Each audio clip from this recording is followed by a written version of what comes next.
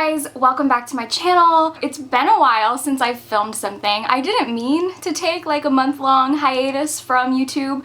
It just kind of happened. A lot has been going on in my life. I'm getting ready to move. That's been a little stressful. So I'm actually going to be, hopefully, pre-filming a bunch of videos. I've already filmed a bunch. That way, once I move and I'm getting settled into my new apartment, I still have some videos to upload. I do not want to go another entire month without filming anything. But I figured I would make my YouTube comeback by doing something I rarely do, which is a book haul. We love easy content, right? I actually have a lot of books here that I've gotten in the past couple months. I've gone to a couple book events, I've gotten some books from publishers, and I've also purchased some books. Let's start with the ones that I purchased. In I think February, I read The Simple Wild by K.A. Tucker and I absolutely loved it. I purchased a copy when it went on sale on Amazon. I think it was like $4 or $5, which was such a good deal. This is a adult romance following this girl who is like a fashion lifestyle blogger. She travels to Alaska to visit her dad, who she's been estranged from for almost all of her life, and she finds out that he is sick and dying, and so she goes to Alaska to visit him, and while she's there she meets her dad's neighbor, who for some reason doesn't like her and has it out for her and doesn't want her around, and it's just really, really good. I loved this. The next one that I purchased is Wicked Saints by Emily A. Duncan. This has been one of my most anticipated books of the year. It just sounds like everything I like in books. So this is Slavic-inspired fantasy, and this follows a main character who has the magic of the gods. She has this necklace, and each one has a bead that represents a different one of her gods, and when she touches on a specific bead, she can communicate with that god and they will give her their powers. She is basically being hunted down by enemies who use blood magic, which her people see it as being heresy. And she ends up kind of teaming up with a rogue blood mage, and it definitely has a lot of Reylo inspiration in it. Like, you can tell the author is a Reylo fan. So I'm about like halfway into this. I was listening to the audiobook. I had it checked out from my library, but I didn't listen to it quick enough, so now I'm waiting to get the audiobook back so that I can finish this.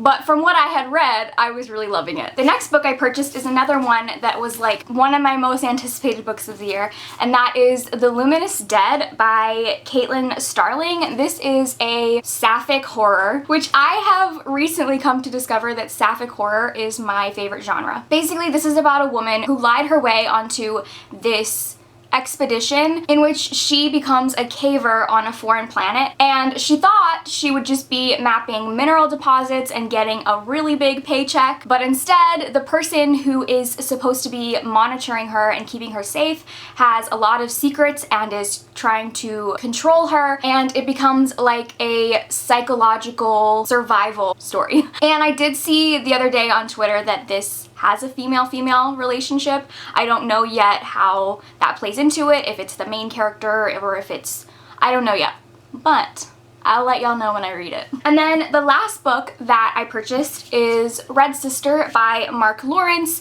I have been looking for a hardcover of this for so long. They stopped printing them, so it's very hard to find these that aren't just insanely expensive. I've seen people selling them for like $100, which is just crazy. I found this one on the Amazon Marketplace for $10, so if you are looking for one, I would recommend just like periodically checking the Amazon Marketplace. All I know about this is it follows this young girl who lives in a nunnery, and it's actually like an assassin school. That's all I know about it. On to all of the arcs that I've gotten. The first two were sent to me by Tor. One of them I requested, and I am so excited to read it. It is Gideon the Ninth by Tamsin Muir. This book just sounds like everything I want. It is basically about a lesbian necromancer. The blurb on the back says, "The most fun you'll ever have with a skeleton." I believe it. Then along with Gideon the Ninth, they sent me The Monster of Eldenhaven. I'm really glad they sent this to me because I've also really been wanting to read this. It is like a dark horror fantasy. It says, after a thing with no name washes up on the docks, empty and alone and unable to die, he becomes obsessed with a frail young man who can twist minds with magic. That just sounds really cool. And both of these books come out in September. Now on to all of the ARCs that I have gotten from events I've attended. The first two I got from the North Texas Book Teen Festival that I went to, I think in March. I actually got 3 ARCs there, but one of them, Wilder Girls by Rory Power, I've already read and I sent it to a friend, but I gave it 5 stars and I freaking loved it. That was the book that made me decide I'm obsessed with sapphic horror. The 2 other books that I got there are Wicked Fox by Kat Cho. This is a young adult fantasy that follows this girl who is a gomhio, which is a 9-tailed fox who must devour the energy of men in order to survive. One day she comes across this boy who has been attacked and she breaks the rules to save him. She ends up losing her fox bead. Then the last one that I got at the North Texas Book Festival is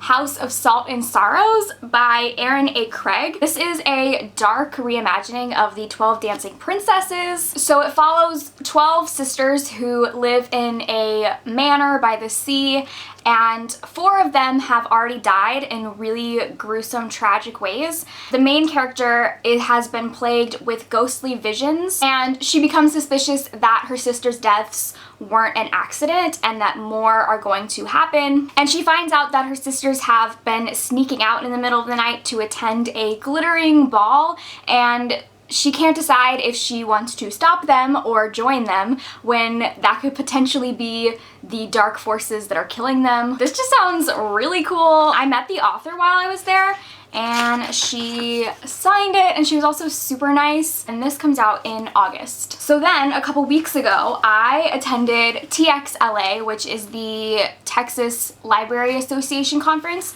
and I got a whole bag of books there. It was the first time I had attended and it was a lot of fun. I went completely by myself. I didn't know anyone that was going to be there. I was kind of nervous because I didn't know anyone and I did it completely by myself, and I've never gone to a book event by myself. Like even when I went to the North Texas Teen Book Festival, I went by myself, but I was like meeting people there. This one I just was completely alone. I had a lot of fun. You know, I like stepped out of my comfort zone and I did something that made me anxious. And it was fun. The first book that I got there is one that I am so excited about. I've been trying to get an ARC of this for months. And by trying to get an ARC of this, I mean I haven't been trying at all. I've just been hoping one would miraculously appear in my life. That's something I'm trying to work on, is that I keep seeing ARCs that I really want and I'm like, why don't I have that ARC? And then I also never request ARCs. So that explains why I don't have it. This is Her Royal Highness by Rachel Hawkins. This is sapphic. It follows a girl who goes to a boarding school and her roommate turns out to be a princess, and they kind of have like an enemies to lovers type of situation going. And this comes out, oh my god, this comes out in May. I gotta read this soon. Then I grabbed Teeth in the Mist by Dawn Kurtagich. This is a horror book that is inspired by the legend of Faust. I don't know what that is, but I'm sure I will find out. And it looks like it takes place in 2 timelines. One is present day, where a girl and her best friend are kind of obsessed with this haunted house, so they go explore it. And then in 1851, a girl goes to live in that house, and she discovers that there is an ancient secret and she needs to escape the house before she's trapped forever. I feel like I've gotten a lot of horror books recently. I should just do like a horror readathon. Would y'all be into that? The next book that I got is Enchante? Is it French? I have never heard of this book. never seen it anywhere. Maybe I'm just out of the loop. One of the ladies who was working at the Macmillan booth totally sold me on it. It takes place in Paris during the time of Marie Antoinette, and it follows this girl who is trying to provide for her family, and she uses dark magic, which is forbidden, in order to transform herself into a baroness and sneak her way into the aristocrats at Versailles. And there's a lot of secrets and games being played, and she could potentially be in danger. It just sounds cool, and again, I know absolutely nothing about it. And I'm kind of like super into this cover. It gives me kind of like Les Miserables vibes. To the Best Boys by Mary Weber. This is about a world where every year for the past 54 years, all of the eligible aged boys compete in this competition for an esteemed scholarship to an all-male university.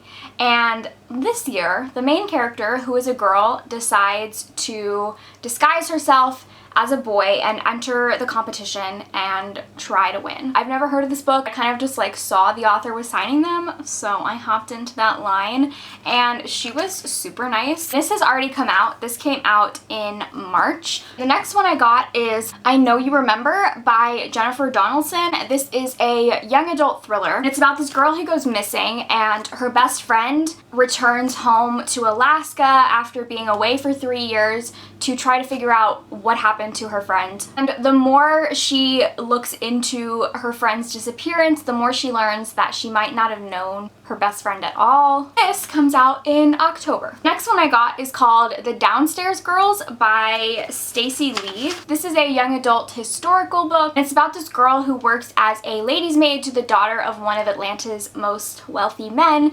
and she secretly writes an anonymous advice column for the newspaper, and her column becomes very popular, but a lot of people are upset by her controversial ideas of race and gender and, you know, just like questioning the patriarchy. She gets some threats, and among those she receives a letter that kind of sets her off on this journey, and it puts her in the path of a very notorious criminal. This just sounds really cool, and I also just love seeing an Asian woman starring in a historical book. This comes out in August. And then the last book that I got is the one that I'm most excited about, and I'm totally gonna cherish this book forever, and that is Once and Future by Amy Rose Capetta and Corey McCarthy. First of all, it is a sci-fi reimagining of King Arthur that is just like super queer. Also, the authors are a couple. I loved meeting them. I was so excited to meet them, honestly. I was just like